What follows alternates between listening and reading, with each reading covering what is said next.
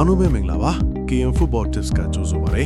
ဒီနေ့ညပြင်သစ်လီဂူ1ရဲ့ပွဲစဉ်တစ်ပွဲဖြစ်တဲ့မာဆေးနဲ့ဇီယာအောင်ဆုံးကမက်စတိုရဲ့ပွဲကိုအမြန်ဆုံးသုံးသပ်ပေးတော့ပါမယ်အင်ရှင်မာဆေးဟာချန်ပီယံလိတိုက်ရိုက်ဝင်ခွင့်ရဖို့ဒီည3မှတ်ကအလုံးအရေးကြီးပါတယ်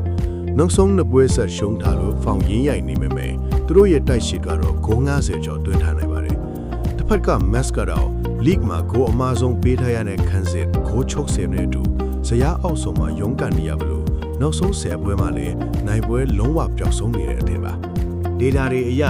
ငကိုးပေါက်မှာမာဆေးနိုင်ဖို့40ရာခိုင်နှုန်းပဲရှိနေတာကဘလော့အတွက်ဂိုးပစ်ဖို့ဖိအားရှိနေတာကိုပြနေပါတယ်ဒါကရင်မာဆေးဟာအိမ်ကွင်းမှာမတ်နဲ့တွေ့ရင်တရေကြလိရှိတဲ့အစဉ်လာလည်းရှိနေပါလေကျွန်တော်ရဲ့ရလာခံမှန်းချက်ကတော့နှစ်တကိုးနဲ့မာဆေးတို့ကတ်နိုင်သွားဖို့ရှိပါတယ်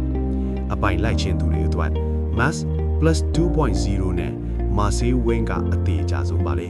မာဆေးတို့ဒီညမှာရောနိုင်ပဲပြန်ရှာနိုင်ပါမလားသိရင်မြင်ကိုကွန်မန့်မှာရေးပေးခဲ့ပါဦးဒီလိုအပိုင် tips တွေအတွက် KN Football Tips ကို subscribe လုပ်တာဖို့မမေ့နိုင်ဘူးနော်အခုလိုကြည့်ရှုပေးတဲ့အတွက်အားလုံးကိုကျေးဇူးတင်ပါတယ်ကျွန်တော်ပြတဲ့ပွဲတွေနဲ့အားလုံးအဆင်ပြေကြပါစေခင်ဗျာ